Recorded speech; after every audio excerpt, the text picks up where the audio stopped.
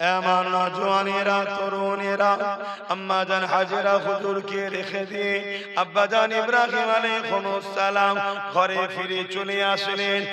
1 বছর কেটে গেল, এক বড় সন্তানের কাছে যায়নি। কেননা আল্লাহ পাক রেখে আসতে বলেছিলেন, হুকুম এখনো দেয়নি। এই জন্য 1 বছর কেটে যাওয়ার পর এখনো একবারও যায়নি। 1 বছর হয়ে যাওয়ার পর ভেবে দেখো, 90 বছর পর সন্তান, আবার চাঁদের থেকেও সুন্দর দেখতে। কারণ নবীদের সম্পর্ক হলো জান্নাতের সাথে। এ যুবকেরা, তরুণেরা, বাবেরা, আম্মা জান হাজেরার কাছে 1 বছর হয়ে গেল, আল্লাহ পাকের হুকুম হয়নি, যায়নি। আল্লাহ পাক হুকুম করে দিলেন, এই ইব্রাহিম, সন্তানের মায়া কি তোমার দিল থেকে চলে গেল? সন্তানের কথা কি মনে পড়ে না? আব্বা জান ইব্রাহিম সাল্লাম বলতে লেগেছে, আল্লাহ পাক সন্তানের কাছে তো অবশ্যই যাব, সন্তানের মায়া তো অন্তরে রয়েছে, তবে সন্তানের থেকে, স্ত্রী থেকে আপনাকে আমি বেশি ভালোবাসি। কি করে কি ঘটনা ঘটলো ওটা একটু ব্যাখ্যা যাই বলি আপনাদেরকে। আম্মা জান হযরত হাজেরা হুজুরকে রেখে যখন আব্বা জান ইব্রাহিম আলাইহিস সালাম চলে আসলেন, ওই সময় আম্মা জান হাজেরা হুজুরের কোলেতে ইসমাঈল আলাইহিস সালাম শুয়ে রয়েছে। হঠাৎ করে পানির পিপাসা লেগে গেল বাচ্চাকে। এই পানি কোথা পাবে? পানি পান করাবার জন্য আম্মা জান হাজেরা হুজুর বাচ্চা ইসমাঈলকে জমিয়ে শুইয়ে দিয়ে এমন করে পানির তালাশে খুঁজতে লেগেছে। সবই আপনারা জানেন, মেন পয়েন্টটা বলি। আল্লাহ পাকের নবী হযরত ইসমাঈল আলাইহিস সালাম বাচ্চা তখন জমিনে পা মারতে লেগেছে।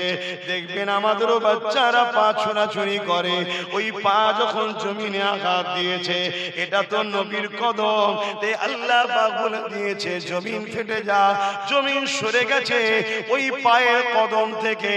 এমন করে পানি চশমা জারি হয়ে গেছে।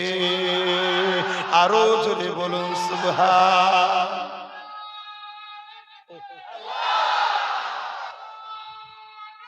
আল্লাহ। আম্মা জান হাজেরা হুজুর এসে দেখছেন বাচ্চার পায়ের গিরালি থেকে পানি উঠছে। তাড়াতাড়ি করে বাচ্চাকে কোলে নিয়েছে। যেই কোলে নিয়েছে, এবার ওই পানি এলাকা দখল করছে, হু করে পাড় ভেঙে যাচ্ছে, বড় হয়ে যাচ্ছে। তখন আম্মা জান বললেন জমজম, তার মানে থাম থাম। সেই জন্য আমরা বলি জমজমের পানি। জোরে বলুন সুবহানাল্লাহ। এবারে এই বসতিটা কোথা থেকে এলো? পানিটা তো বুঝতে পারলাম। তখন মক্কা মদিনার জমিনে ওই একদল লোক গৃহপালিত পশুদের নিয়ে যাযাবার হিসাবে এখানে ওখানে ঘুরে বেড়াতো। অসুবিধা হচ্ছে না তো ভাই? একটু সময় দেন, দুটো কথা বলি। এসেছি যখন, তো বেশি সময় লোব না। তো এই গৃহপালিত পশু নিয়ে একটা কাফেলা, একটা গোত্র, তার সর্দার ছিল, সবাই মিলে ওই এক জায়গা থেকে আরেক জায়গা ঘুরে বেড়াতো। তো ওই কাফেলার পানি সংকট দেখা দিয়েছে। তো পানির খোঁজে বেরিয়েছে, দূর থেকে দেখছে পাখি উঠানামা করছে। জানবেন যেখানে পানি থাকে পাখি উঠানামা করবে। ওইটা দেখে ওই কাফেলা সর্দার ওই দিকে রওনা দিয়েছে। এসে দেখছে আম্মা জান হযরত হাজেরা ইসমাঈল হুজুরকে কোলে করে নিয়ে বসে রয়েছে। এই অবামন জায়গাতে চতুর্দিকে পাহাড় ঘেরা, কোনো ঘর নাই, বাড়ি নাই, একটা রমণী আর চাঁদের থেকেও সুন্দর একটা বাচ্চাকে কোলে নিয়ে বসে আছে। ওই কাফেলা সর্দার বুঝতে পেরে গেছে এখানে অলৌকিক কিছু রহস্য রয়েছে। তাই সে নিজে না গিয়ে এসে তিনি তিনার কন্যাকে বললেন, মা তুমি যাও ওই রমণীর কাছে গিয়ে বলো যে আমরা এই রকম পানির সংকটে পড়েছি, যদি তিনি অর্ডার দেয় পানিটা তবে নেবে। অনেক বড় কথা। ওই কাফেলার সর্দারের কন্যা গিয়ে আম্মা জান হাজেরাকে এমন করে ইজাজত চাইলো, মা আমরা কি পানি নিতে পারি, আমরা বড় পিপাসায় রয়েছে। আম্মা জান হাজেরা ইজাজত দিলেন, পানি নিয়ে চলে আসলো। কাফেলার সর্দার যখনই এক ঢোক পানি পান করেছে, তখনই কিন্তু সে বুঝতে পেরে গেছে এ পানি দুনিয়ার কোনো পানি নয়, এ পানিরও কোনো রহস্য রয়েছে। তাই ইজাজত আবার নিতে পাঠালেন যে আমরা কিছুদিন এই জায়গাতে থাকতে চাই, যদি আম্মা ইজাজত দেয় এখানে তাবু গাড়বো, এখানে আমরা কিছুদিন থাকতে চাই। এই যে সিস্টেমটা হচ্ছে সবকিছু কার ইশারায় হচ্ছে? কেন আম্মা স্বামীর থেকে বেশি ভরসা আল্লাহর উপরে করেছে। এবারে আল্লাহ তার বান্দির হিফাজত নেবে না ছেড়ে দেবে? আই দেখেন, আর আমরা এখন আল্লাহর থেকে বেশি ভরসা বললেই তো খারাপ হয়ে যাবে। কি কথা খারাপ লাগলো? সব বুঝতে পারছেন? এই জন্য দেখুন যাদের উপরে ভরসা করছি তারাই আমাদের নাম কেটে কেটে বাদ দিয়ে দিচ্ছে। অন্য কেউ করে না, তারাই করেছে। আল্লাহ কেটে বাদ দিচ্ছে নাকি? না হুজুর কেটে বাদ দিয়ে দিয়েছে। দেখুন তাদের হাতেই পাওয়া, তারা দুজনে মিলে হ্যালো দুজনে মিলে সেটিং করেছে। এখন আমার কিছু ভাই আবার এই কথা শুনে বলবে শুরু হয়ে গেল, তো শুরু হয়ে গেল। এখন কিছু শুরু হয়নি, একটু পরে শুরু হবে। এই তো সবে একটু ধরা, একটু পরে একটু বাবা মায়ের কথা একটু বলে নি। বাপ মা ছেলেরা বসে আছে, একটু বাপ মার কথা শুনি। এখন তোমার অনেকে নতুন মা তৈরি করে নিচ্ছে। হায় হায়, পীরের ঘরের ছেলে গালে চুনকালি লাগা। হ্যাঁ, তোর বাপ দাদুর জুতোইরা বয়ে বেড়ায়, তোর বাপ দাদু তোর আব্বারও জুতোইরা এখনো বয়, ঠিক না বে ঠিক? তোর গালে চুনকালি, তুই অন্য জুতো চাটতে গেছিস? আল্লাহ তোকে হিদায়াত করুক। হিদায়াত যদি কপালে না থাকে, তোর মতো বালা চলে যাওয়া ভালো।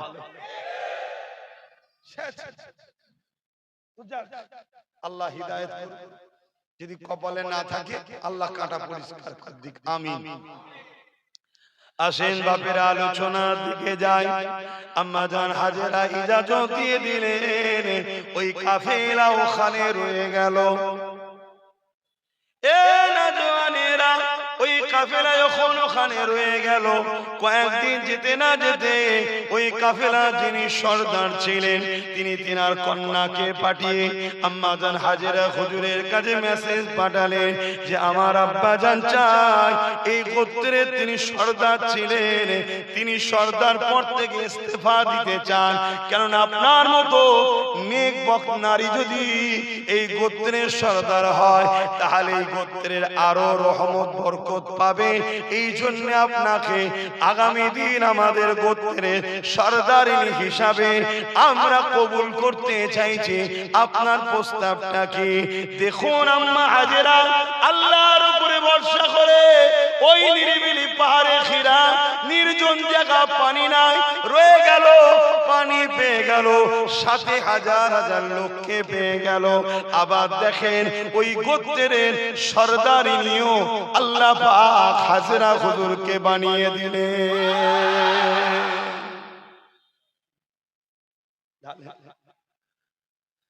সব হাসবুনাল্লাহু ওয়া নি'মাল ওয়াকিল, নি'মাল মাওলা ওয়া নি'মান নাসির।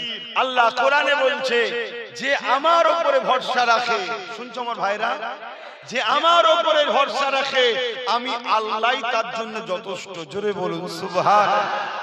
আমার ভাইদের বলবো সংসার করতে হবে, কারবার করতে হবে, ব্যবসা করতে হবে, রাজনীতি করতে হবে, অর্থনীতি করতে হবে, সমাজনীতি করতে হবে।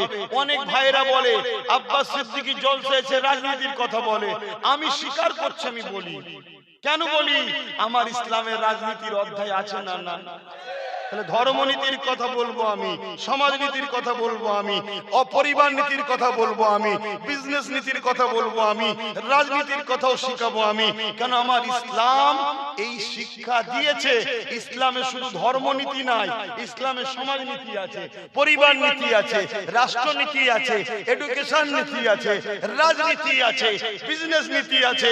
বিজনেস করা হালাল, বিজনেস করলে নেকি হয়, বিজনেস করলে সওয়াব হয়, আবার বিজনেস করা হারাম। তা কোনটা হালাল কোনটা হারাম শিখাবে কে? উলামারা না চাল চোরেরা?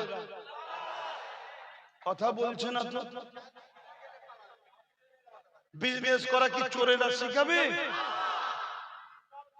সে তো এমনি আগে থেকেই চুরি করা অভ্যাস। আবার যদি একবার আসতে পারে সব চুরি করে ফেলবে। তার থেকে শিখবেন আপনি। তো নবীর ওয়ারিস যারা তারা তো শিখাবে। এবারে কোন মৌলী সাহেব বলছে, কোন মৌলী সাহেব বলেনি, কে বলছে, সব যে যার জবাব দিবে রে বাবা। কিন্তু ইসলামে আছে না? না।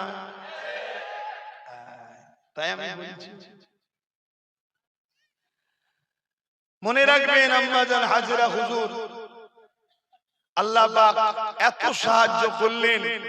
তারপর ইব্রাহিম আলাইহিস সালামকে আল্লাহ ইজাজত দিলেন 1 বছর পরে। তো ওকে এটা বলে নিন, একটু শুনেন, সামনে কদিন পর কুরবানি আসছে।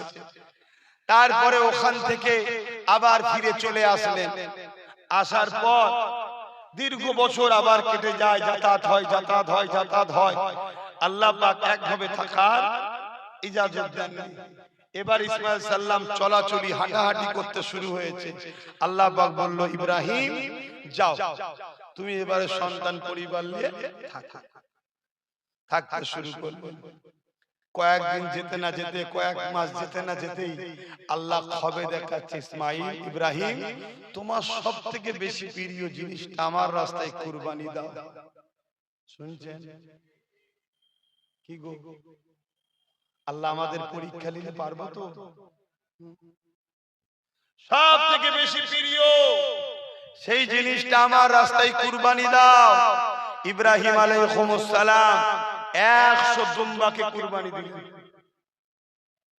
পরের দিন আবার খব দেখাচ্ছে আল্লাহ, ইব্রাহিম তোমার সব থেকে প্রিয় জিনিসটা আমার রাস্তায় কুরবানি দাও। আবার 200 দুম্বা কুরবানি দিলেন। আবার 3 দিনের দিনে আল্লাহ খবে দেখাচ্ছে, ইব্রাহিম তোমার বাচ্চাটা কি সব থেকে প্রিয় নয়? এইটাকে কুরবানি দাও। কেন? আল্লাহ পাক পরীক্ষা নিচ্ছে যে ইব্রাহিমের কাছে আমি আল্লাহর কথা আগে না তার বাচ্চাটা আগে? আমার প্রেম আগে না তার বাচ্চার প্রেম আগে? কি পরীক্ষা বুঝতে পারছেন? আমাদেরকে যদি এরকম লাগে হবে, বলুন। আমাদের ছোটখাটো আমাদের সব মুসলমানদের কিছু ঝাঁট দিয়া পদ আছে না? খাতা পাওয়া, ঝাঁট দিয়া, কাঠ ভেঙে আনা, মেহনত করে রান্না করে তৈরি করে দিয়া সাহেবরা খাবে, এরকম পদ আছে না? এই সব পদ পেয়ে মুসলমান যা নিজেকে মনে করছে এই পদই ছাড়তে পারছে। তাহলে সন্তান চাইলে দেবে?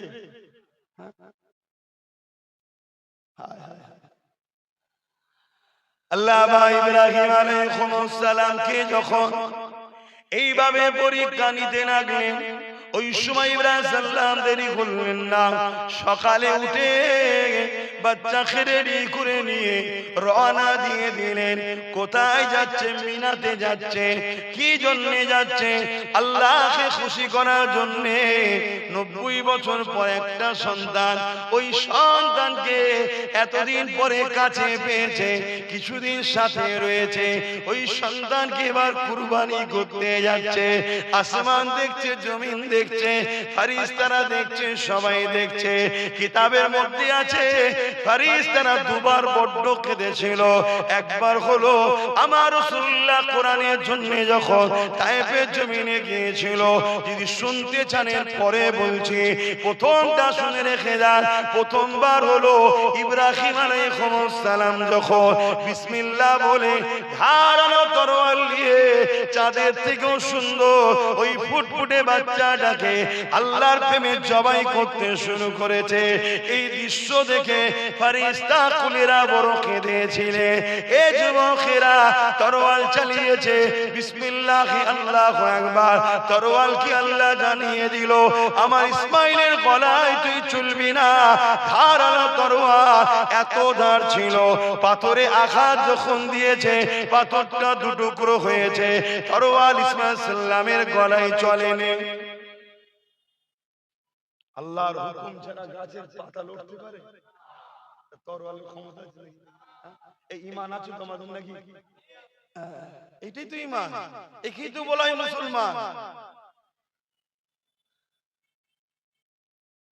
এ নওজওয়ানেরা, ইব্রাহিম আলাইহিস সালাম এমন করে তরোয়ালটাকে টান মেরে ফেলে দিলেন, আর পাথরটা দুটুকরো হয়ে গেল। ইসমাইল আলাইহিস সালাম বলতে লেগেছে, আব্বা জান একটুখানি যেন ময়া আমার জন্য আপনার হৃদয়ে না এসে যায়, কারণ এটা আল্লাহ পাকের বড় পরীক্ষা হচ্ছে। বাচ্চাও কেমন দেখেন, আল্লাহ যখন আমাকে চেয়েছে আমি নিজেকে কুরবানিও হতে চাই। আমি তো মূল কথাটা বলতে লেগেছে। ওই সময় ইসমাইল সাল্লাম বলতে লেগেছে, আব্বা আপনার হাত কি কেঁপে যাচ্ছে? না বাবা, হাত কাঁপে না। এক কাজ করেন, চোখে কাপড়টা বেঁধে নেন, তাহলে ময়া হবে না। বাচ্চার উপরে কোনো মুখের দিকে তাকাতে গিয়ে ময়া না লেগে যায়। চোখে কাপড়টা বেঁধে নিয়ে বিসমিল্লাহে আল্লাহু আকবার বলে তরবারটা যখনই চালিয়েছে, আমরাও যখন গ্রামে কুরবানি করি, পশু জবাই করি, দেখবেন এমন করে ফিসকিরিতে রক্ত বাহির হয়, একটা আওয়াজও হয়, হাতে খুন ভরে যায়। ইব্রাহিম আলাইহিস সালাম বুঝতে পেরে গেছে জবাই হয়ে গেছে, রক্ত হাতে লেগে গেছে, আওয়াজ হয়ে গেছে। আর এমন করে আসমানের দিকে মুখটা তুলে চোখের পট্টিখানা খুলে জবান দিয়ে বলতে লেগেছে, আল্লাহ আমি ইব্রাহিমের দিলে আমার বাচ্চা থেকে আপনার প্রেম অনেক বেশি রয়েছে। আরো জোরে বলুন সুবহান।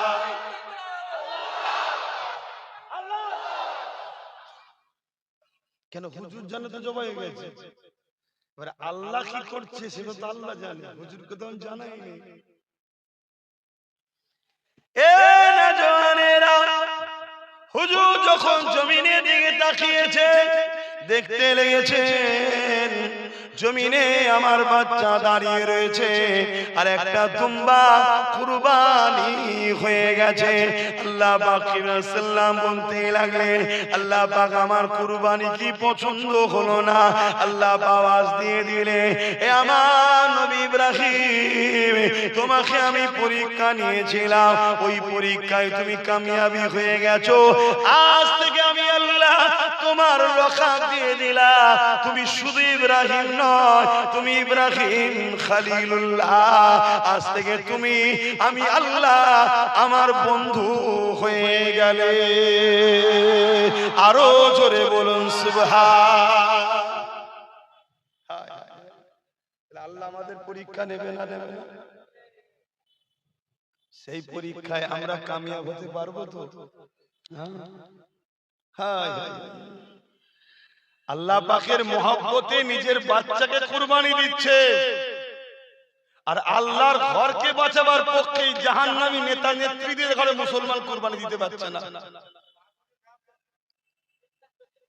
তাহলে ভাবুন এরা কত ধ্বংসের দিকে। ভাবুন কি গো, আপনারা পারবেন তো নাকি? আল্লাহর ঘরের যারা দুশমন হবে, মাদ্রাসা দুশমন যারা,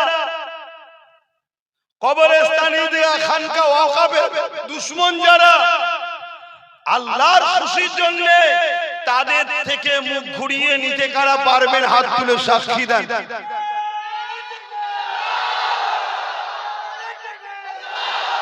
এ হাত তুলে বুঝে সুঝে তুলেছেন তো? হাত লম্বা করে তুলুন। বুঝে সুঝে তুলেছেন তো নাকি?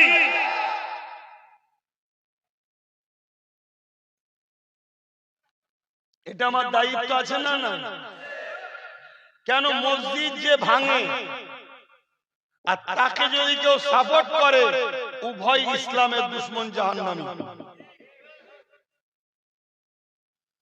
কেন্দ্রের বিজেপি সরকার, এখানে লিখাও আছে ওয়াকফ বাঁচাও জমি বাঁচাও। কেন্দ্রের বিজেপি সরকার ক্ষমতার জোরে গায়ে জোয়ার দেখিয়ে ওয়াকফ কালা কানুন তৈরি করেছে। তাদের উদ্দেশ্য, তাদের টার্গেট মুসলমানদের কোটি কোটি লক্ষ টাকার মসজিদ, মাদ্রাসা, কবরস্থান, ঈদগাহ, খানকার যেসব জমি জায়গা আছে সেই জায়গাগুলোকে দখল করে বড় বড় কোম্পানিদের হাতে তুলে দেবে। এটা কি ঠিক করছে না অন্যায় করছে? আমরা যদি আল্লাহর ঘরকে ভালোবাসি, মসজিদ মাদ্রাসাকে ভালোবাসি, তাহলে কেন্দ্র সরকারের এই অন্যায়ের বিরুদ্ধে জীবন মরণ দিয়ে হলো লড়াই করা দরকার আছে না না? আমরা বাংলার মানুষ, এই বাংলায় বড় আদর করে আমরা মুসলিম সম্প্রদায় বিজেপির তৈরি করা 1998 সালে, যার নাম হলো টিএমসি, কার তৈরি করা? কিন্তু এত ডিপ বিষয় আমরা জানতাম না। আমরা ঘুমটা দিয়ে এসেছে, হুজুরদের বাড়ি বাড়ি ঢুকেছে, মসজিদে ঢুকে পড়েছে, মৌলী সাহেবদের পাশে পাশে ঘুরেছে। আমরা সবাই মনে করেছি হয়তো আমাদের দরদি হবে, তাই আমরা ভুল করেছি, তাকে সাপোর্ট করেছি। কিন্তু বিজেপির বিরুদ্ধে ওয়াকফকে বাঁচাতে, বিজেপির বিরুদ্ধে মসজিদ বাঁচাতে, বিজেপির বিরুদ্ধে কবরস্থান বাঁচাতে, বিজেপির বিরুদ্ধে মাদ্রাসা বাঁচাতে, বিজেপির বিরুদ্ধে খানকা বাঁচাতে, বিজেপির বিরুদ্ধে বাপ দাদুর কবরকে বাঁচাতে এই বাংলায় যখন আন্দোলন করতে মুসলমানরা নেমেছিল, রাজ্য সরকারের উচিত আমাদের সাথ দেওয়া ছিল না? ছিল না? সে কিন্তু আমাদের সঙ্গে দুটো কাজ করেছে। একটা হলো চিটিংবাজি করেছে। কি চিটিংবাজি? মিথ্যা কথা বলেছে যে এই রাজ্যে ওয়াকফ বিল লাগু হবে না, বলেছে না বলেন? তারপরে ওই ওয়াকফ আইনটাকে আমাদের এই টিএমসি সরকার মেনেছিল না মানেনি? তাহলে বিজেপির পক্ষে গেল না বিরুদ্ধে গেল? আওয়াজ আওয়াজ আওয়াজ আওয়াজ। তাহলে এ বিজেপির হলো না হলো না? দ্বিতীয় নম্বর কি করেছে? আমরা মসজিদের হয়ে আন্দোলন করব বিজেপির বিরুদ্ধে, আমরা মাদ্রাসার হয়ে আন্দোলন করব বিজেপির বিরুদ্ধে, আমরা কবরস্থানের হয়ে আন্দোলন করব বিজেপির বিরুদ্ধে। আর ইনি বলছে বাংলায় যদি ওয়াকফ নিয়ে গুলোগুলি হয়, আন্দোলন হয়, তাহলে সব থেকে বড় দুশমন আমি মমতা হব। বলেছে না বলেন? তাহলে এ মসজিদের হয়ে কথা বলবে যে তার দুশমন হবে, মাদ্রাসার হয়ে কথা বলবে যে তার দুশমন হবে, বিজেপির বিরুদ্ধে আন্দোলন করবে যে তার দুশমন হবে, ওয়াকফের পক্ষে আন্দোলন করবে যে তার দুশমন হবে, মাদ্রাসা মুক্ত কবরস্থানে হয়ে আন্দোলন করবে যে তার দুশমন হবে। সময় যখন এসেছে এ দুশমনের কপালে ঝাঁটা মারা দরকার আছে না না? এটা বলে দিও কি খারাপ হয়ে গেল নাকি?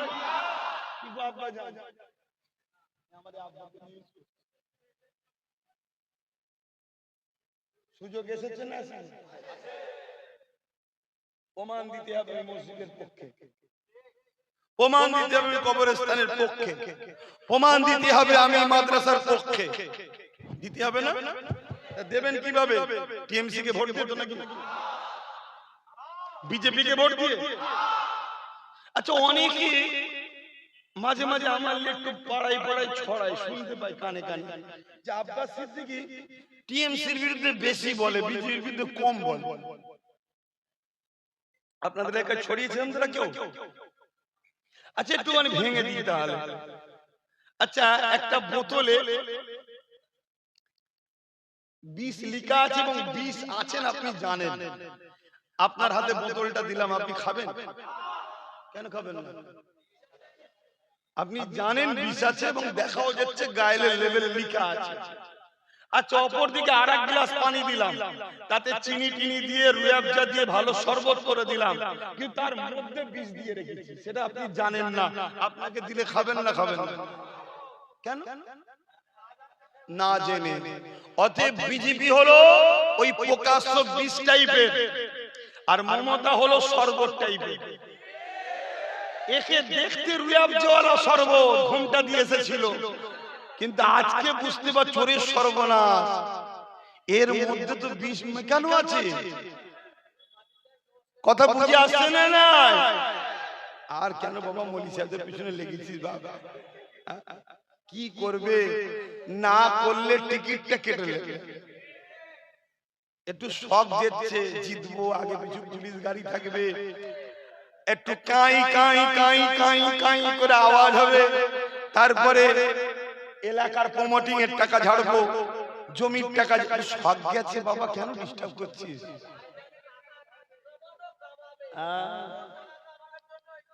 আমি যা টাকা কামাচ্ছি তোর তো ঘরে ভাগ দিচ্ছি, তো তোরা তো সব জানিস নাকি? তো শুনছেন ভাই, আমি কি বলছি শুনছেন?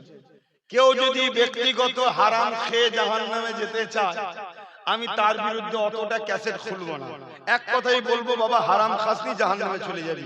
শুধরালো শুধরালো, না শুধরালো না শুধরালো। কিন্তু আমার মসজিদ মাদ্রাসা কবরস্থানের বিরুদ্ধে কেউ গেলে তাকে ধুপার মতো কাপড় কাচা কেচে ফেলবে। কথা বুঝে আসছে না? না আপনারা আমার সাথে আছেন তো? ঠিক বলছেন তো নাকি? হ্যাঁ, আর না মমতার মতো সামনে একদম সুফি সাহেব, ভেতরে শয়তান। এই আছেন সাথে? হাত তুলে দেখেন আছেন তো নাকি? হাত লম্বা করে তোলে, লম্বা করে তুলে রাখেন। তুলেছেন? এবার দেখেন তো ডায়ে মায়ে কেউ তুলতে বাকি আছে? দেখেন দেখেন, আরে দেখবেন তো কেউ বাকি আছে? যদি বাকি থাকে তার সাথে ঝগড়া করবেন না, শুধু চিনে নেবেন এ আমাদের নয়, শুধু এতটুকু। আর কেউ যদি বলে না আমি হাত তুলিনি কেন, আমি চাপের মধ্যে আছি, তার অন্তরের খবর আল্লাহ জানে না? জানে না? তাকেও আল্লাহ পাক আমাদের সাথেই রাখবে ইনশাআল্লাহ। কিন্তু ইচ্ছা করে হাত তুলবো না। সব জায়গায় যে হাত তুলি, পতাকা সব জায়গায় যে ধরি, আর মসজিদ মাদ্রাসার পক্ষে দাঁড়াবার বেলায় তুমি বলবেন নেই, তাহলে তো বাপ সমস্যা আছে। তো যাকে আমি যে কথা বলছিলাম, অনেকে বলে তাহলে যে বিজেপির বিরুদ্ধে একটু কম বলে। আরে ও তো বিষ সবাই জানে, তো ইতালি অত ডিটেইলসে খুলে বলতে হয়, কিন্তু শরবতের মধ্যে বিষ দিয়ে আছে সেটালে বেশি বলতে হবে, ঠিক তো নাকি? এখন আমি যেটা বলতে চাইছি সেটা হলো এটাই, তাহলে আমার ওয়াকাফের কেউ দুশমনি করবে, কেউ আমার মসজিদ মাদ্রাসার দুশমনি করবে, তাকে সাথ দেওয়া কি ইসলামে জায়েজ আছে? ইসলামের ফতোয়াটা জানা দরকার আছে না? নাই? আচ্ছা চলে আসেন। প্রথম কথা, আল্লাহ নবী বলছেন ঈমান আছে না নাই জানবেন কি করে? একটা কথা মনে রাখবেন, তায়েফের কথাটা বলবো। আমার রাসূলুল্লাহ কোরআনের জন্য মার খেয়েছিলেন, তখন ফেরেশতারা কেঁদেছিলেন, দ্বিতীয়বার দুবার ফেরেশতারা খুব কেঁদেছিলেন। একটা বললাম আর একটা বললাম, তার আগে এটা হয়ে যায়, তারপর দিকে যাচ্ছে অসুবিধা হচ্ছে। আল্লাহ রাসূল বলছেন ঈমান আছে না নাই বুঝবে কি করে? আমি নিজে থেকে বুঝবো কি করে আমার ঈমান আছে না নাই? আপনি বুঝবেন কি করে? যে যাত্রাটা বুঝতে লাগবে যে আমি সত্যি ঈমানদার আছি না নাই, আমার কথা খেয়ে মন দিয়ে শুনবে। মুখ আমার কথা রাসূলুল্লাহ। যদি কবরকে ভয় করেন, আখিরাতকে বিশ্বাস করেন, জান্নাত জাহান্নাম আছে বিশ্বাস করেন, দূরে কাছে যেখানেই আছে একটু শখ করে ভালো তারে শোনো, দল সব মিটে যাবে কবরে ঢুকলে। মন দিয়ে শোনো, নেবে কি না নেবে পরের কথা। আল্লাহ নবী বলছেন, যার মধ্যে অন্যায় দেখার পর তিনটের মধ্যে যে কোনো একটা বৈশিষ্ট্য পাওয়া যাবে, তার মধ্যে ঈমান আছে। আর এই তিনটের মধ্যে কোনো বৈশিষ্ট্য যার মধ্যে পাওয়া যাবে না, তার মধ্যে ঈমান নাই।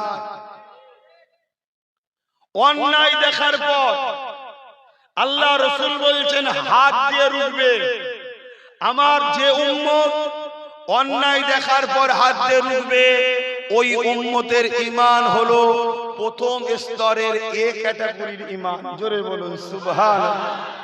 আমরা অনেক ছেলেকে দেখি, হয়তো বাহ্যিক তার অনেক ভুল আছে, বাহ্যিক অনেক ভুল আছে, কিন্তু অন্যায় দেখলেই দেখবেন ঝাঁপিয়ে পড়ে। খুব ভালো করে বুঝবেন, তুমি যাকে ঈমানদার মনে করছো, আল্লাহ যদি তাকে বেঈমান মনে করে কি হবে?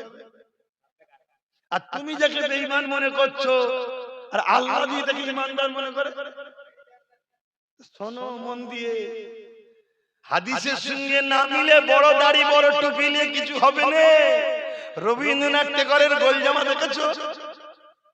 দেখেছেন না? দেখেন রবীন্দ্রনাথ ঠাকুরের দাড়ি দেখেছো? টুপিটা লাগিয়ে তার হাজি রুমাল দিয়ে দিলে বড় আল্লাহর ওলির মতো লাগবে। ওটা দেখলে হবে না, আগে দেখতে হবে ঈমান আছে কিনা। তা ঈমান আছে না নাই? অন্যায় দেখলে তিনটের মধ্যে যে কোনো একটা বৈশিষ্ট্য যেন ওর মধ্যে পাওয়া যায়। নাম্বার 1, অন্যায় দেখেছে, হাত দিয়ে রুখবে। যদি হাতে রুখতে না পারে, মুখ দিয়ে প্রতিবাদ করবে। যদি প্রতিবাদ করতে পারে, জানবেন দ্বিতীয় স্তরের ঈমান। যদি মুখ দিয়ে প্রতিবাদও করতে না পারে, অন্তর থেকে ঘৃণা করে দূরে সরে যাবে। কোনোভাবে সাপোর্ট নয়, সহযোগিতা নয়। যদি এইটা থাকে, হাত দিয়ে রুখতে পারে না, মুখ দিয়ে প্রতিবাদও করতে পারলো না, কিন্তু অন্তর থেকে ঘৃণা করে দূরে সরে গেছে, রাসূল বলছেন তার মধ্যে ঈমান আছে, কিন্তু খুবই দুর্বল। ঈমানের শেষ স্তর এটা। মুসলিম শরীফের হাদিস, বুখারীর পরে যে কিতাব। কিন্তু আমরা কি দেখছি? পীরজাদা সাহেব, মুফতি সাহেব, মৌলানা সাহেব, হাজি সাহেব, নামাজি সাহেব, বক্তা সাহেব, ইমাম সাহেব অন্যায় দেখার পরে হাত দিয়ে রোকা তো দূরের কথা, মুখ দিয়ে প্রতিবাদ তো দূরের কথা, অন্তর থেকে ঘৃণা করে দূরে যাওয়া তো দূরের কথা, তাদেরকে অন্যায় করার জন্য শক্তিশালী করার চেষ্টা করছে না করেনি?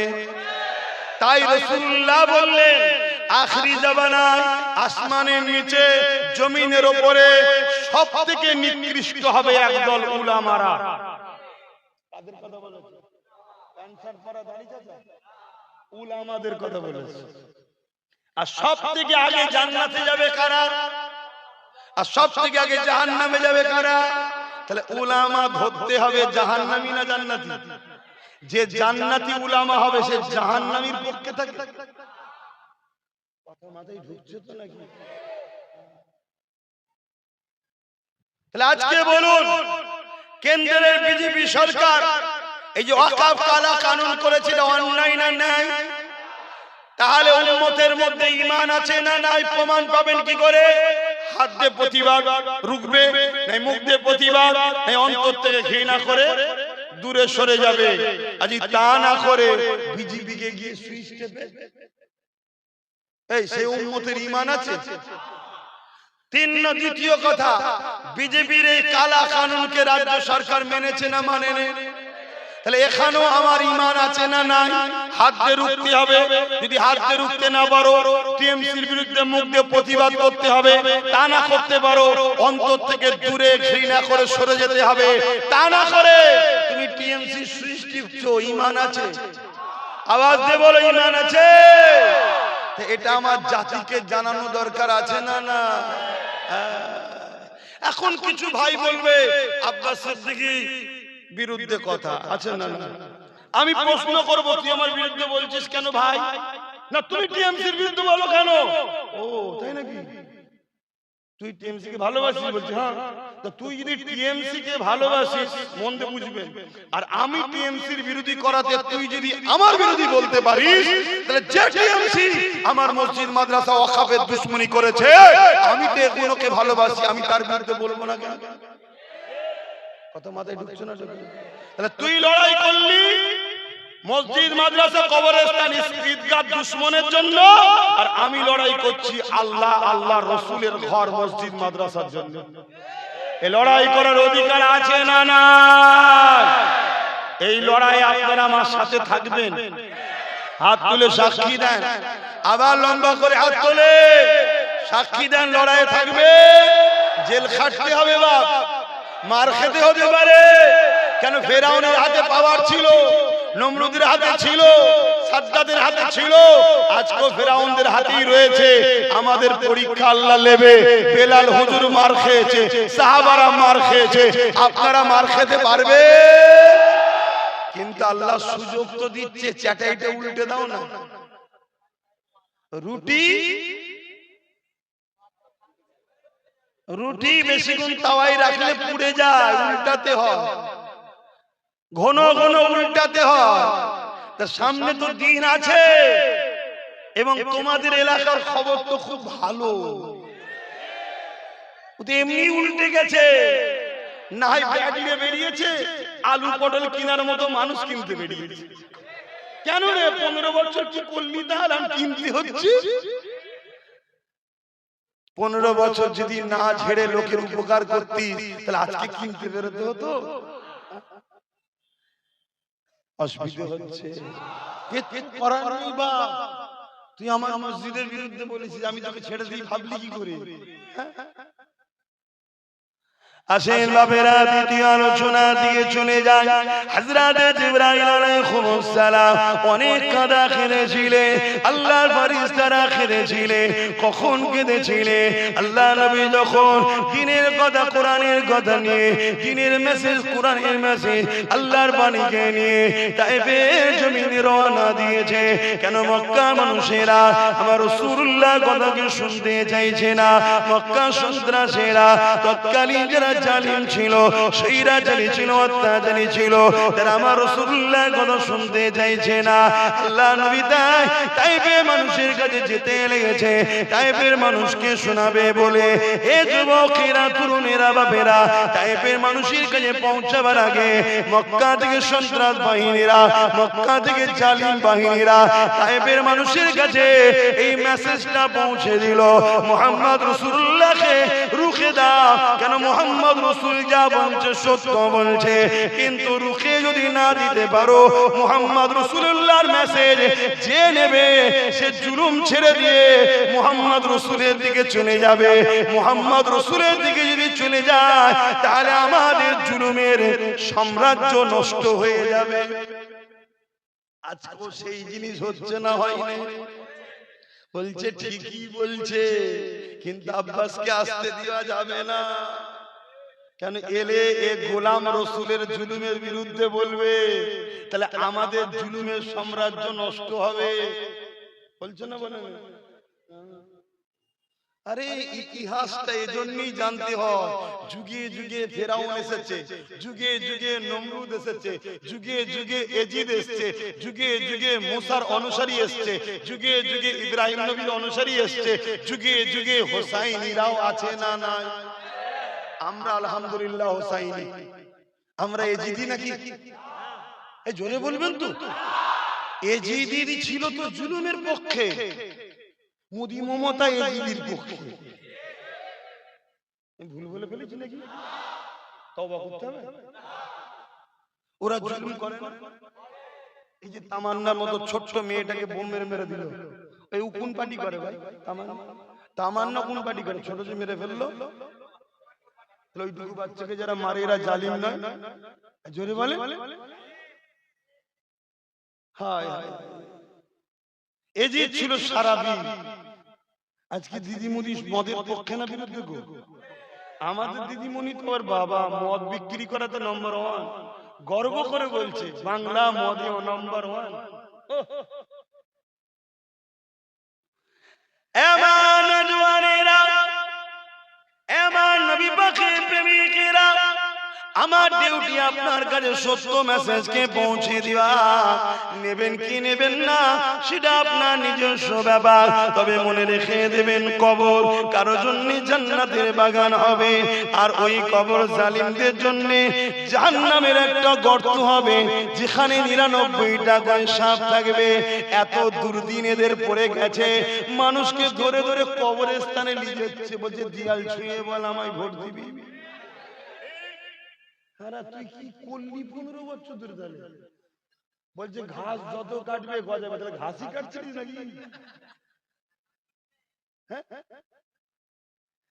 আমাকে গতকালকে একজন বলছে যেরকম কবরের দিয়াল ছুঁইয়েছে। এই মুসলমান, কবরের দিয়াল ছুঁইয়ে কোন শপথ করা ইসলামে জায়েজ না। যদি কেউ বিশ্বাস করে লাই কুফরি করার জন্য ঈমান চলে যাবে। একমাত্র ইসলামের শপথ আল্লাহর কসম দিয়ে হয়। কথা বুঝে আসছে? আল্লাহ ছাড়া কারো দিব্যি করা, কসম কাটা যায় না। এই পীরের কসম, বাপ মায়ের কসম, এগুলো ইসলামের সব নাজায়েজ হারাম। তো কবরে যদি হাত দিয়ে বলে আমায় দিবি, এতে কোনো দিব্যি হয়নি। তোর উচিত হবে ও পরের বারে না তোকে লিয়ার কবরে ঢুকিয়ে দেয়, এবারই ওর বিরুদ্ধে তোকে সরিয়ে দেয়। বালা আগে পালা।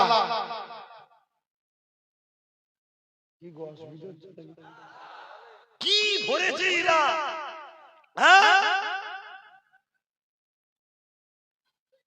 আমার আব্বা জান কি বলছে? আমি কিছু ভুল করছি নাকি? আমি তো আপনাদের ছেলের বয়সী, বলেন না ভুল করছি কি? এই যুবকেরা সবাই সবার গদি বাজাতে চায়, সবাই সবার পদ বাজাতে চায়, সবাই সবার পার্টি অফিস বানাতে চায়, সবাই সবার নেতৃত্ব ঠিক রাখতে চায়। তাহলে আমি রাসূলুল্লাহর গোলাম, আমার দ্বীনের বিরুদ্ধে যে বলবে, আমার কোরআনের বিরুদ্ধে যে বলবে, আমার ইসমাইলের বিরুদ্ধে, আমার মসজিদের বিরুদ্ধে যে বলবে, তার বিরুদ্ধে তো আমাকে বলতেই হবে।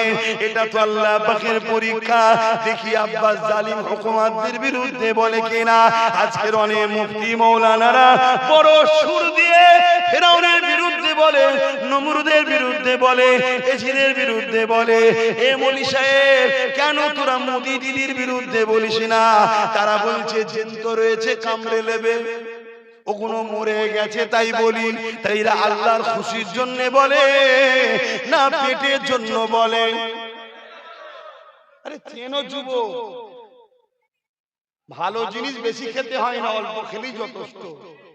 সারা রাত ধরে জলসা, 50টা হুজুর, 50টা মাওলানা, কাকে নিয়েছে হই হই করছিস?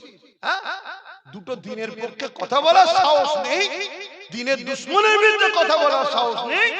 তুই আবার বলছিস উলামা? একটা নবী দেখাতে পারবেন কোন জালিম শাসকের পক্ষে ছিল? একটা ইমাম, চার পীরানে পীর দেখাতে পারবেন জালিম শাসকের পক্ষে ছিল? আমাদের সুলতান হিন্দ বাদশাহ, তিনি জালিম শাসকের পক্ষে ছিলেন?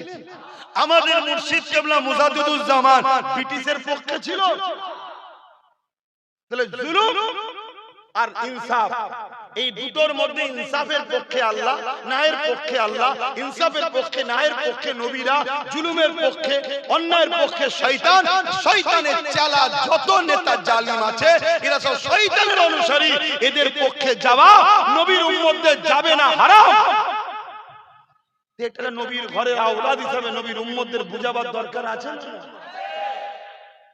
তুই যদি মনে করিস আমি শয়তানের চেলা হয়ে গেছি, তো তোকে আমার কথা লিখতে হবে না। কিন্তু আমার দুটো ভাইকে তো বলছি বলে সে শুনে জান্নাতি রাস্তায় আছে। দুটো জিনিস, একটা হকুল্লাহ আর একটা হকুন নাস। নামাজ, রোজা, হজ, এগুলো আল্লাহর সঙ্গে সম্পর্ক। যদি কেউ ছেড়ে যায় আল্লাহর হক মানতে পারেনি, আল্লাহর কাছে কাঁদলে আল্লাহ মাফ করে দেবে। কিন্তু মানুষের হক যদি মেরে লাও, ওই মানুষ যদি না মাফ করে আল্লাহ মাফ।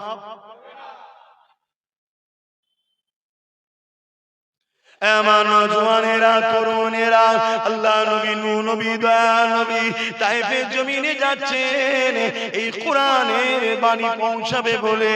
তায়েফের বাচ্চা ছেলেরা, তায়েফের মানুষেরা, তায়েফের দুষ্টু লোকেরা আল্লাহ নবীকে পাথর মারতে লেগেছে। এ যুবকেরা, তোমাদের দিলে যদি ঈমান থাকে, যারা পরিমাণ যদি আমার রাসূলুল্লাহর জন্য মহব্বত থাকে, তাহলে একটু খালি মন দিয়ে শুনে ভেবে চিন্তে কাজ করো। আরে এই কোরআনের জন্য, যে কোরআনকে আজকে আমেরিকা জর্জ ডব্লিউ বুশ মিটিয়ে দিতে চেয়েছিল, আল্লাহ ওকে মিটিয়ে জাহান্নামে পাঠিয়ে দিয়েছে। যে কোরআনকে আজকে ফিরাউন মিটাতে চাইছে, আল্লাহ তাদেরকে মিটিয়ে দিচ্ছে।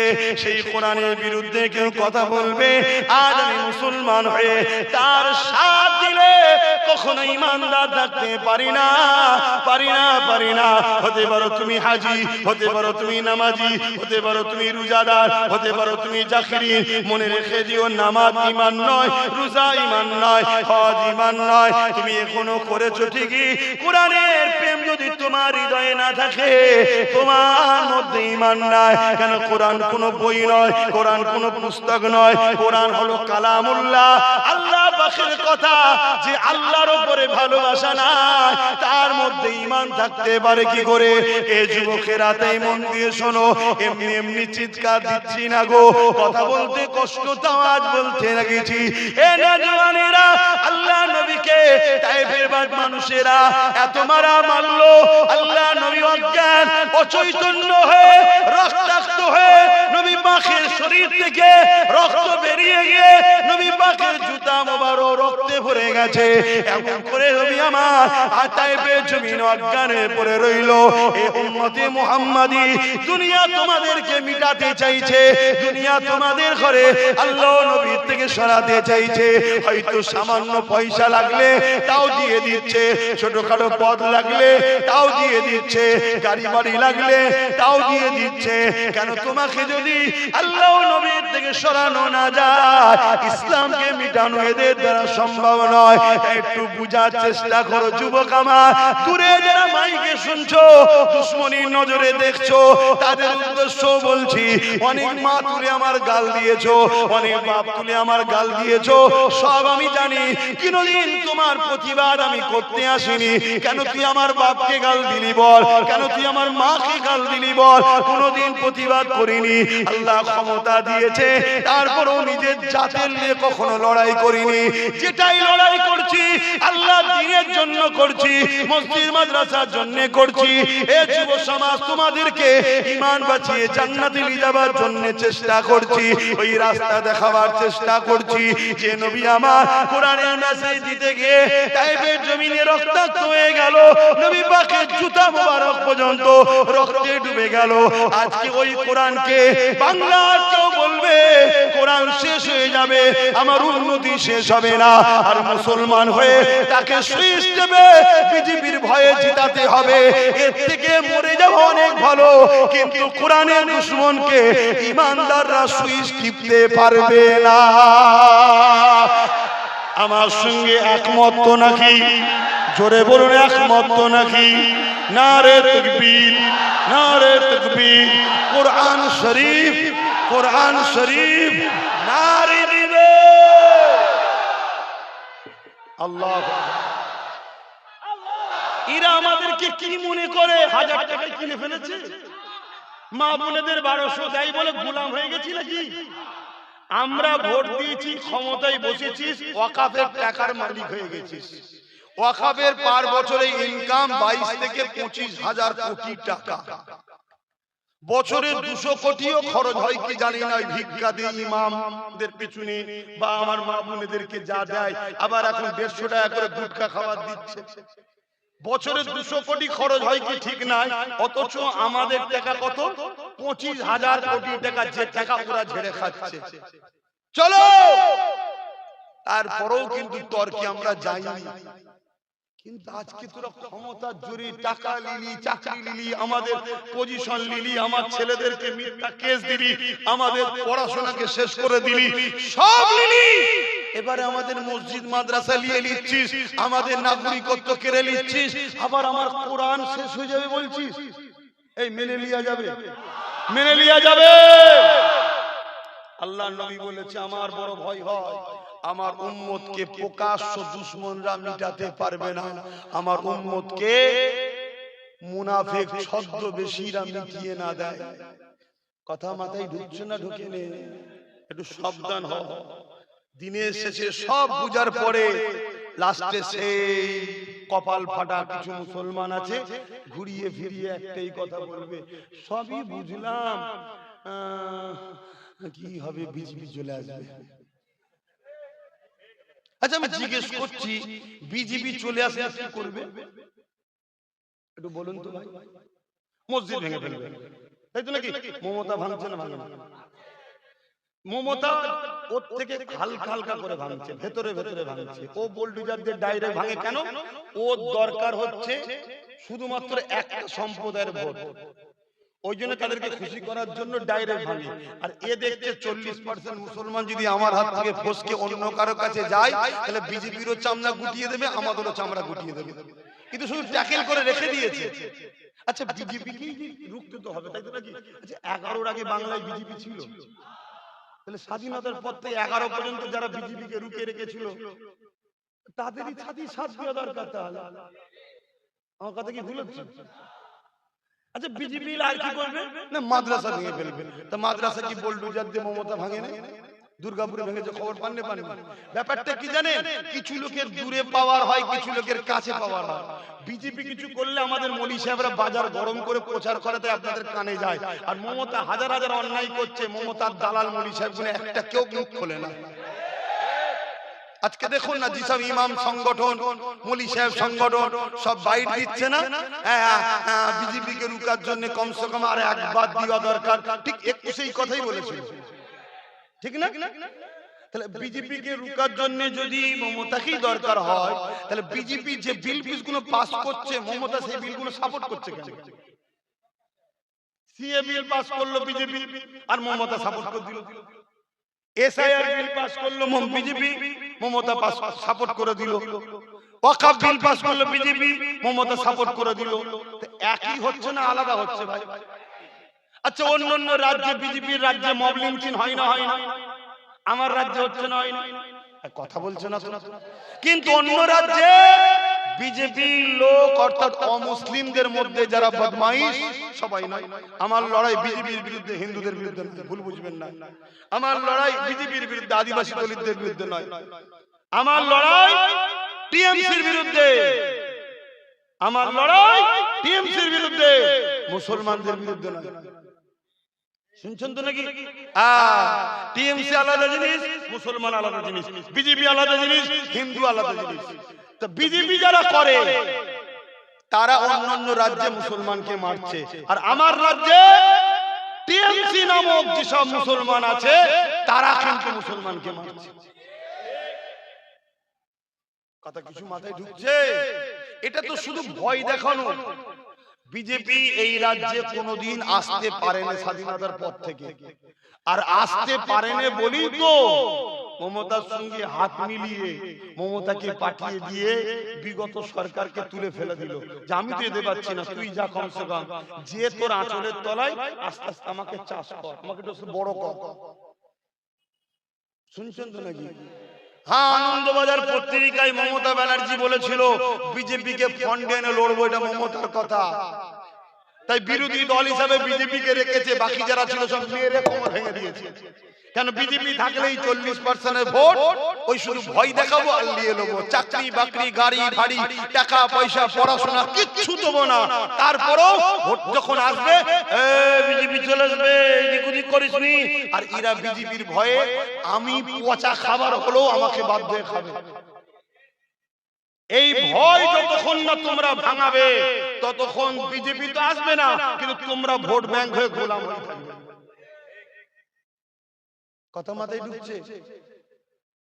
খুব ভালো করে বোঝো, আল্লাহ আমাদের ঘরে নুন করেছে, নুন। আমরা যারা চলবে না, আর বেশি হলেও চলবে না, কিন্তু তেজপাতা হয়ে বসে আছো বলে সব ইউজ করছে আর ফেলে দিচ্ছে, ইউজ করছে ফেলে দিচ্ছে। তাই খুব ঠান্ডা মাথায় অঙ্ক করো, জনগণের সভাগুলো দেখো, বিভিন্ন পার্টির প্রোগ্রাম গুলো দেখো, দেখো দেগঙ্গাতে নওশাদের জিতার চান্স আছে কিনা নাই, দেখবে সব তোর দিকে। তাহলে এই জায়গায় যদি বাকি যে কোনো এদিক ওদিক আছে যারা বিজেপি বিজেপি করে ভয় খেয়ে আছে, সবাই যদি চলে আসে এখানে, বিজেপি আর বেরোতে পারবে? ঠিক তেমনই আশপাশে কোন জায়গায় দেখা যাচ্ছে কোন একটা প্রোগ্রাম হচ্ছে, কোন একটা দলের বিজেপি ছাড়া বাকি যে দল আছে সবাই তো বিশাল ভিড় হচ্ছে, যার যাকে ভিড় হচ্ছে, বাকি সবাই যদি তার সাথে চলে যায়, ওখানে কি বিজেপি আর বেরোবে? এসব বেরোনো ফেরোনোর ব্যাপার নয়। 130টা সিট আছে 294-এর মধ্যে। রাজনীতির কথা বলছি, শুনছেন তো? হ্যাঁ, কেন আমার কম রাজনীতি সচেতন নয়, তাই কমকে রাজনীতি সচেতন করাচ্ছি। কেন করাচ্ছি? গত দুদিন আগে দিল্লিতে 3টে বিল পাস হচ্ছিল, খবর আছে কি? কারা কারা খবর রাখো একটু হাত তুলে দেখো, কার কাছ থেকে শুনেছো? সমস্যা 3টে বিল পাস করাচ্ছিল, এই 3টে বিল পাস করাতে পারেনি এবারে। তাই গর্ব করে রাজ্য সরকার বলছে যে প্রথম ধাক্কা দেয়া হলো মোদী সরকারকে। তার মানে এর আগের বিলগুলো রুখতে পারত, রোকে নে, এবারে রুখলো কেন? সরকার নিজেই বলছে আমি বলেছিলাম বাংলা দখলের চিন্তা করলে দিল্লি দখল করব। তার মানে এবারে ওরা ভোট টোট কেটে জোর করে ঢোকার চেষ্টা করছে বিজেপি বাংলায়। ওই জন্য বিলটাতে সাপোর্ট করেনি, তাই পাস হয়নি। ওয়াকফ বিল পাস করেছে সাপোর্টে, এসআর বিল সাপোর্ট পাস হয়েছে সাপোর্টে, সিএ বিল পাস হয়েছে সাপোর্টে, কৃষক বিল পাস হয়েছে সাপোর্টে। শুনছো তো নাকি? নাকি আজকে রুকলি, সেদিন রুকলিনি কেন? কেন সেদিন তোর সঙ্গে সেটিং ছিল বাংলা আমার, দিল্লি তোমার। আজকে ওরা এসে বাংলা দখল করার জন্য একদম তো টাকলা এসে বসে আছে। জানো, খবর রাখো, উঠে পড়ে লেগেছে। এক একটা বিধানসভা থেকে 20,000, 25,000, 30,000 করে মুসলমানের নাম কেটে বাদ দিয়ে দিয়েছে। তাহলে বলো, যে 30,000 মুসলমান ভোট না দিতে পারে তাহলে কি করবে? রুখবে কি করে? এখনো চান্স আছে। যদি 15-20টা যদি 2021-এ পেয়ে যেত নওশাদ, তাহলে কি এইভাবে জুলুমটা এসআইআর করতে পারত? খুব ভালো তারে বুঝো। তাই রাজনীতি সচেতন করছি তোমাদেরকে, একজন ধর্মগুরু হিসাবে, ধর্মগুরু ঘরের ছেলে হিসাবে, আমার ভালোবাসার বাপ মা ভাই বোন, আমাদের মান্যওয়ালাদেরকে সচেতন করছি। প্রত্যেকটা জায়গায় রাজনীতি ঢুকে গেছে। মসজিদ, মাদ্রাসা, কবরস্থান, ঈদগাহ, খানকা, কে জানাজা পড়াবে, কোন দলের ইমাম হবে, সব রাজনীতি ঢুকে গেছে না যায়নি? আর এই জায়গায় যদি আমার কম হা করে বসে থাকে, তাহলে কম মরবে না মরবে না? এই কমকে বাঁচাবার জন্য কমের পক্ষ থেকে যখন আমি প্রচার করি, আমাকে যখন মানে, আমার বুঝাবার দায়িত্ব আছে না না?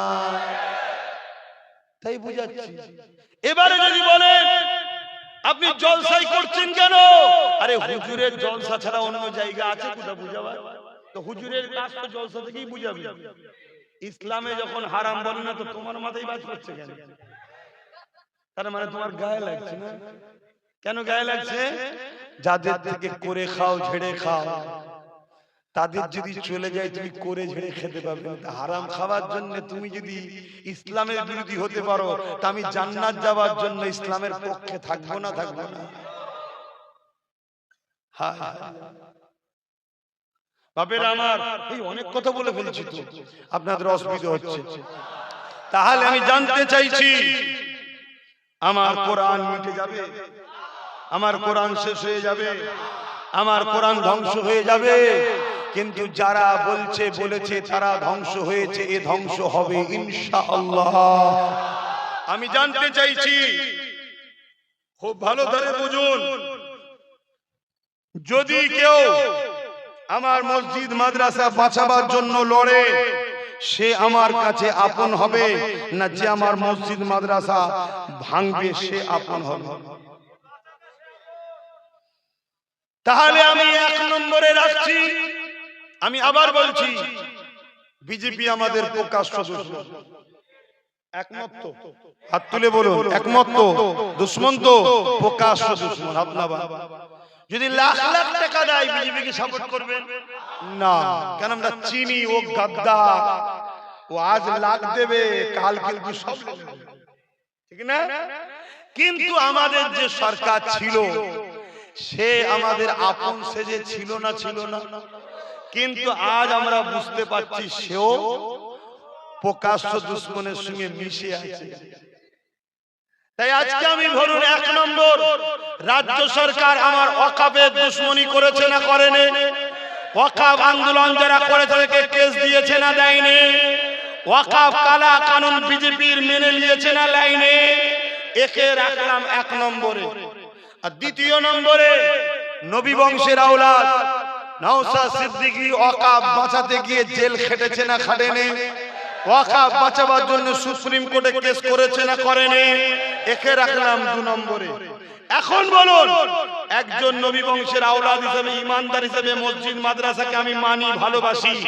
আপনারা বলুন, আমার উচিত 1 নম্বর যে ওয়াকাফের দুশমন তার সাথ দেওয়া, না 2 নম্বরে যে ওয়াকাফকে বাঁচাতে চাই তার সাথ দেওয়া? কার? আগুন তুলে দেখান ক নম্বর, জোরে আগুন তুলে লম্বা করে। যদি 1 নম্বরে থাকতে চান 1 নম্বর তুলবেন। 2 নম্বরে শুনেছি নাকি দুটো আগুন চিহ্ন মানে জিত, শুনে তুলে রাখেন। 2 নম্বরে তো নাকি 2 নম্বরে তো, তাহলে আমি 2 নম্বরে সাথ দিলে আপনারা আপত্তি নাই তো? আমি আমার ভাই নওশাদের সাথে আছি, তার সাথ দিচ্ছি। আমি আমার ভালোবাসার বাপ মা ভাই বোনকে বলতে পারি না যে ওয়াকাফের দুশমনের সুইচ টিপবিনি। ওয়াকাফকে বাঁচাতে গিয়ে যে ছেলেটা লড়েছে তার সাথে যদি আরো 15-20টা হয়ে যায়, আগামী দিন তোদের নামকে বাঁচাবার জন্য লড়তে পারবে এবং ওয়াকাফকে বাঁচাবার জন্য আরো শক্তিশালী হতে পারবে, আরো লড়তে পারবে, আগামীতে আরো ঝড়ঝাপটা এলে লড়তে পারবে। তাই তোরা আমার ভাইটা সাথ দিস, এটা বলা কি অন্যায় হবে?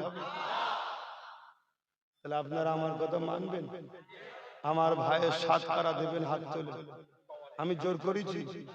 হ্যাঁ, লম্বা হাত তুলবেন তো? ঠিক বলছেন? ঠিক বলছে? আপনারা আগের রাত্রিরে মরা মুরগির বিরিয়ানি খেয়ে ভুলে যাবেন না তো? আর যদি বলেন আমার কোনো অসুবিধা আছে, তাহলে হাদিসটা একটু বলে যাই। আল্লাহ নবী জানালেন, কোন মুসলমান যদি, শুনছেন এ যুবকেরা, মিশকাত শরীফের হাদিস, আল্লাহ নবী জানিয়ে দিলেন, কোন মুসলমান যদি জালিম অন্যায় অত্যাচারীকে, জেনে যে জালিম অত্যাচারী জানার পরও কোন মুসলমান যদি তাকে শক্তিশালী করার জন্য সাথ দেয়, আমি রাসূলুল্লাহ জানিয়ে দিই ওই মুসলমানটা ইসলাম থেকে বেরিয়ে যাবে। যে ইসলাম থেকে বেরিয়ে যাবে তার নামাজ কাজে লাগবে না, তার রোজা কাজে লাগবে না, তার হজ কাজে লাগবে না, তার দান খায়রাত কাজে লাগবে না, তার রোজা কাজে লাগবে না, সে জাহান্নামে চলে যাবে। তাই সাবধান, সতর্ক করে যাচ্ছি। আজ যারা ইসলামের দুশমন, আজ যারা মসজিদ মাদ্রাসা ওয়াকাফের দুশমন, এরা জালিম না, জালিম নয়, অত্যাচারী না, অত্যাচারী নয়। এদেরকে চিনার পরও কোন মুসলমান যদি এদেরকে শক্তিশালী করার জন্য এদেরকে ভোট দেয়, সাপোর্ট করে, এই মুসলমানটা ইসলাম থেকে বেরিয়ে যাবে। এই কথা কিন্তু অনেক আগে থেকে বলে আসছে। আজ একবার স্মরণ করিয়ে দিলাম, এ যুবকেরা, তরুণেরা, বাপেরা, হ্যাঁ দুনিয়াদারি করতে হবে, হ্যাঁ কারবার করতে হবে, হ্যাঁ ব্যবসা করতে হবে, হ্যাঁ সমাজনীতি, অর্থনীতি, ধর্মনীতি, রাজনীতি, পরিবার নীতি সবটা করতে হবে। কিন্তু ধর্ম করতে গিয়ে আল্লাহর বিরোধী যদি হয়ে যায়, ওই ধর্ম তোমার জন্য নয়। সংসার করতে গিয়ে আল্লাহ নবীর দুশমন যদি হয়ে যায়, ওই সংসার তোমার জন্য নয়। কারবার করতে গিয়ে যদি আল্লাহ নবীর দুশমনি করতে হয়, ওই কারবার তোমার জন্য নয়। ঠিক তেমনি রাজনীতি করতে গিয়ে যদি আল্লাহর ঘরকে ভাঙতে হবে, তাদেরকে শক্তিশালী করতে হয়, কোরআন মিটে যাবে বলবে, তাদেরকে শক্তিশালী করতে হয়, ওই রাজনীতি তোমার আমার জন্য হারাম। তাই বিকল্প রাজনীতি তো করতে হবে, তার সঙ্গে করো যে তোমার কোরআনের পক্ষে কথা বলে, যে তোমার মসজিদ মাদ্রাসার পক্ষে কথা বলে। যদিও না পক্ষে কথা বলে, কমসে কম দুশ্মনীও যদি না করে, তার সঙ্গেও থাকা যাবে। কেন, গণতান্ত্রিক দেশ সবাই রয়েছে। কিন্তু যে বিরোধী করবে, সে মুসলমান হোক, পীরের বেটা হোক, তার সঙ্গে কোনোদিন রাজনীতি করা হালাল হবে না, হারাম হবে। এটা শিখাবো না? কিন্তু শিখাতে গেলেই তো অনেকের গায়ে লাগছে। গায়ে লাগছে বলে কি ইসলামের হয়ে বলা বন্ধ হয়ে যাবে? আরে ইসলামের হয়ে বলতে গিয়ে তো কোরআনের হয়ে বলতে গিয়ে আবু জেহেলের গায়েও লেগেছিল। সাহাবা হুজুররা বলা বন্ধ করে দিয়েছিল। ইসলামের হয়ে বলতে গিয়ে ওলিয়া উলিয়াদের যখন বলেছিল, তৎকালীন সময় জালিম অত্যাচারীদের গায়ে লেগেছিল। ওলিয়া উলিয়ারা বন্ধ করে দিয়েছে। হকের পক্ষে দাবি করবে, তোমার উপরে তো জুলুম হবে, এটাই তো পরীক্ষা তোমার। হ্যাঁ, হঠাৎ করে কেউ বলবে সব থেকে বড় দুশ্মন হব, আন্দোলন বন্ধ করে ঘরে ঢুকে গেছিলে, এখন বুঝতে পারছি টিকিটটা সেটিং হয়েছিল। হ্যাঁ, তাহলে বলো, তোমার মতো মৌলী সাহেব যদি আমরা পাঠাই, তোমার মতো হুজুরকে যদি আমরা পাঠাই, এ কওমের কোন উপকার হবে মনে হয়? যে তার মসজিদের নয়, মাদ্রাসার নয়, কোরআনের নয়, সে মনে হয় তোমাদের হবে। তোমাদের দাম কি মসজিদ মাদ্রাসা কোরআনের থেকে বেশি? তাহলে যে মসজিদ মাদ্রাসা বিক্রি করে দিও নিজের পজিশন ঠিক করতে চাইছে, সে যদি মুসলমানকে জবাই করতে হয় নিজের পজিশন ঠিক করার জন্য, করবে না? করবে? একটু ভেবে চিন্তে কাজ করো। এটা আমার দায়িত্ব ছিল। এখন আমি শেষ কথা বলবো। আমার উপরে কে কে দুঃখ পেলেন ভাই? একটু হাত তুলে দেখান না যে আমি দুঃখ পেয়েছি না। দুঃখ যারা পেয়েছে, আচ্ছা যদি কেউ দুঃখ ধরে সবাই পেয়ে গেল, তাহলে কি আমি মসজিদের হয়ে বলা ছেড়ে দেবো, কোরআনের বলা ছেড়ে দেবো?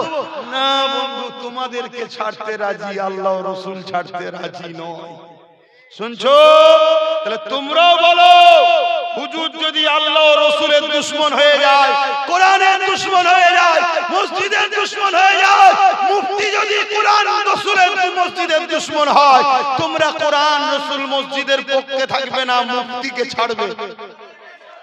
মুফতিকে ছাড়তে হয় ছেড়ে দেবো, পীরজাদা ছাড়তে হয় ছেড়ে দেবো, আল্লাহর কোরআন নবীর দ্বীন আমরা ছাড়বো না। ঠিক না বেঠিক? হাতের পাঁচটা গোল সমান নয়। আল্লাহ কারে দাদা পীরের অনেক আওলাদ আছে যারা আল্লাহর ওলি নবী দেখেছে, তাদের সঙ্গে থাকবে। ঠিক না বেঠিক? হায় হায় হায়।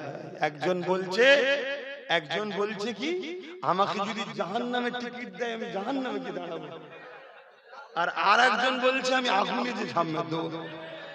মানে জাহান্নাম তো আগুন, সেই কাতারই চলে গেল। এগুলো সব সোহবতের দোষ রে বাপ। খারাপ লোকের সঙ্গে অনেক দিন ধরে মিশেছে, ওই জন্য ডাইরেক্ট জাহান্নাম বলেছে। এ সবে গু খেতে শুরু করেছে, তো ওই জাহান্নামটা না বলে শুধু আগুন বলেছে। এ যদি আরো কিছুদিন থাকে, ও জাহান্নাম বলে ফেলবে। তাই একে বাঁচাবার সব থেকে উত্তম পন্থা কি জানেন? একে হারিয়ে দিবে। ই হেরে গেলে দেখবেন ওকে আর দাম দিচ্ছে না। কথা বুঝছেন না? বুঝলেন না? হ্যাঁ। আর এই মৌলানা সাহেব ওই যে ডেকে, ওরও যারা ভালোবাসার লোক আছেন, যদি বাঁচাতে চান সবাই মিলে ওকে হারিয়ে দেন আগে। হারিয়ে দিলে দেখবেন আর পাত্তা দেবেন না। কেন? শুধুমাত্র দেখাচ্ছে স্যাম্পেল। এই দেখো হুজুর দেখেছো আমার সাথে আছে, দাও। এই দেখো মুফতি সাহেব দেখেছো আমার সাথে আছে, দাও। এই দেখো মাওলানা সাহেব দেখেছো আমার সাথে। আমি যদি খারাপ হই, হুজুর মলি সাহেব থাকবে নাকি? তোরা আম মানুষ কি বুঝিস? হুজুর যখন আমার সাথে, তুই আমার সাথে আয়। এগুলো স্যাম্পল হিসেবে দেখাবার জন্য নিয়েছে। এদের কোনো পার্স নেই। এরা বলতে পারবে না যে আপনি কেন বললেন। মসজিদে ইমামরা সাম্প্রদায়িক কথা বলে, এটা আপনি বলা ভুল করেছেন। এই ভোটের সময় গরমে গরমে বলে, আগে বললে না হয় তবু লোককে বুঝিয়ে দিতাম, হয়ে গেছে। এই কিছুদিন আগে বলবো না, একটা কেউ মুখ খুলেছে যেটা ভুল বলছে, বলতে পারবে না। কেন? এদের বলার অধিকার নেই। এদেরকে প্রথম লোক দিয়ে না ঘুষ লিয়ায়। ঘুষ বোঝেন? টাকা। ধরুন একটা লোক আসবে, সে বলবে আমার ওই জায়গার জমিটা সমস্যা হয়েছে, ওটাকেও পাঠাবে। আর ওকে বলবে যে ঠিক আছে আপনার জমি ঠিক করে দেবো, 1 কোটি টাকা দাম, তো 20 লাখ টাকা আমাকে দেবেন। আর এই 20 লাখ টাকা যখন দেবে, আর একজন আবার ফটো তুলে রেখে দেবে। শুনছেন? পরে নিয়ে এসে আবার দেখা যায়, দেখ তুই 20 লাখ টাকা লিখিস না, আমি জানি, আমি তোকে লিয়েছি, কিন্তু ফটোটা তোলা আছে, যদি আমার কথা বলিস না তাহলে ফেসিয়ে দেবো। আজমিরা ছুঁচো গিলা টাইপের হয়ে গেছে। সাপের খিদে পেয়েছিল আর কপ করে ছুঁচুটাকে খেয়ে ফেলেছে। শুনছেন? আর খেয়ে দেখছে সাপ, আরে তো বিরাট গন্ধ। এদিকে পেটের জ্বালা, গিলতেও পাচ্ছে না আর উগলাতেও পাচ্ছে না। কত বুঝলেন? এদের টাকারও লোভ রয়েছে, সামনে পিছু গাড়ি যাবে, একটু আলো টালো জ্বলবে, এই লোভও আছে। আর ঢুকে গিয়ে এমন ফাঁসান ফেসে গেছে, না গিলতে পারছে না উগলাতে পারছে। এজন্য আমাদের ঘরে কিছু করতে হবে। সেই করা হলো কি, হারিয়ে দিয়ে। কথা মাথায় ঢুকেছে না ঢুকেনি? আমার কথাই কষ্ট পেলেন? সত্যি বলছেন তো? একটু বলবো না থাকবে? খুব শোনার ইচ্ছা, কিন্তু ঠিক দিনে ঠিক জায়গায় হবে তো।